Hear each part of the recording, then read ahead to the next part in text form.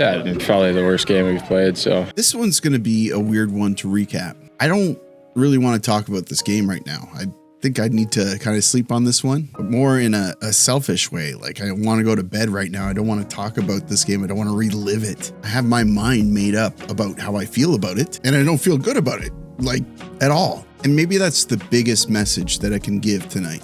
I don't feel good about this game, but I hope the team doesn't feel good about this game. Let's talk about it.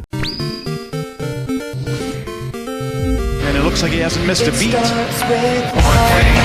don't know why. It doesn't even matter how hard you try. Montreal playing Buffalo Sabres, Game 6. The opportunity to close this series out.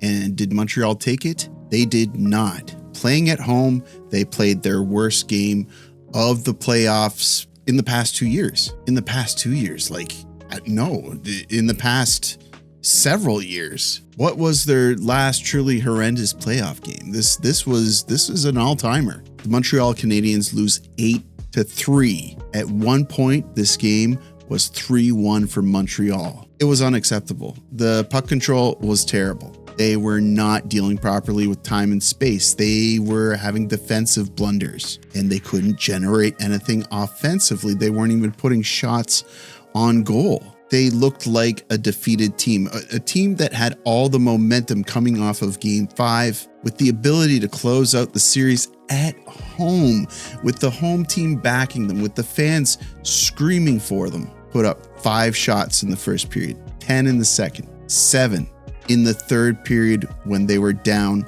and they had to be the comeback kids. I'm disappointed, but I really hope that they are disappointed too, and feeling like they were disrespected. I want them to go to Game 7 in Buffalo on Monday and say, hey, not only did we not play our game and looked bad, we felt disrespected. We owe it to the fans to show them that that's not us, but we really owe it to ourselves to prove that's not us. The game starts and Rasmus Dahlin scores within the first, 28 seconds? Lineup. Zach Metza is in, playing his first career playoff game.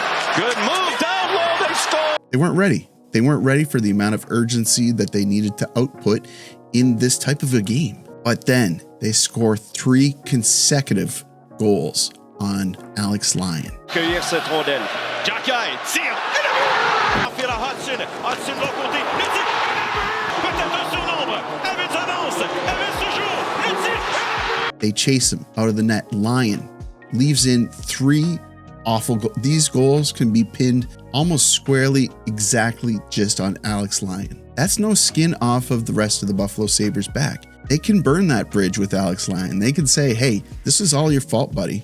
We're not accepting any of the blame for this. We feel fine. You can sit for the rest of the series, for the rest of whatever. If we beat Montreal, you can sit for the next series. Alex Lyon can be, instead of a lion, a goat, a scapegoat. So Montreal really did nothing by chasing Alex Lyon. UPL comes in, he faces, a few shots, and he feels like the hero. So not only does it not matter that you chased Lyon, you made UPL feel like he's 10 feet tall. Do I even want to talk about the other goals? Well, Mike Matheson takes a 4-minute penalty for high sticking. I don't even know why he had his stick up. It was just such a stupid way to give them momentum when some could have been collected at this point of the game. They kill the first 2 minutes, which is great, but then Zucker puts it in to make it 3-2. Ghana does again, but it still bounced to Buffalo, and they score.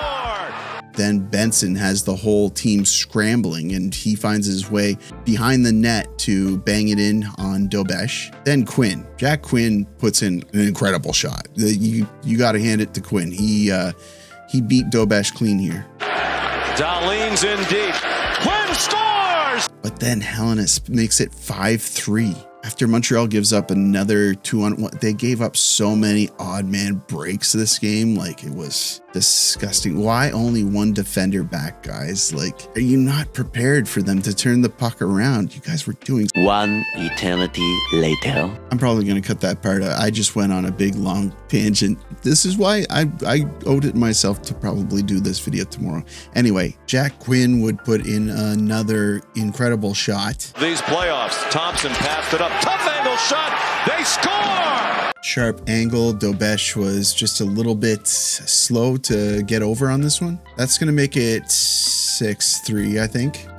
Hard to keep track of all these goals. Then Tage would put in an empty net goal, and then Mike Matheson would score on Jacob Fowler.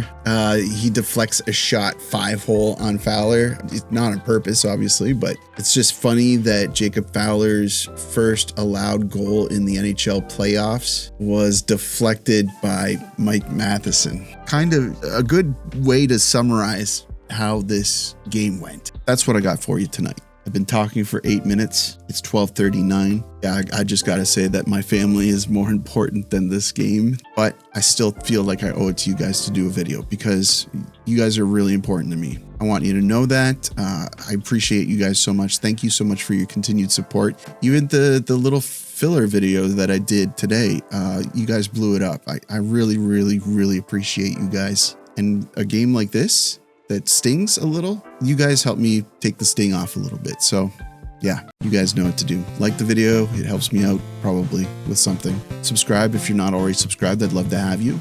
And as always, I'll see you down in the comments. Marty, we've heard you have a lot of sayings, but bounce forward is like one of your original kind of sayings that you use. The players use it a lot. Just wondering, where did you get that term? I just feel bounce back. You come back to where you were. Bounce forward, you're actually further than where you were. Physics. Sorry, just one last thing. I watched the post-game interviews, and the feeling is that, yeah, they're not happy with this loss and that they need to prove themselves. So I'm glad to at least see that. But now Buffalo is going back home with their heads held high, and they've got all the momentum. So Montreal's really got to bring it.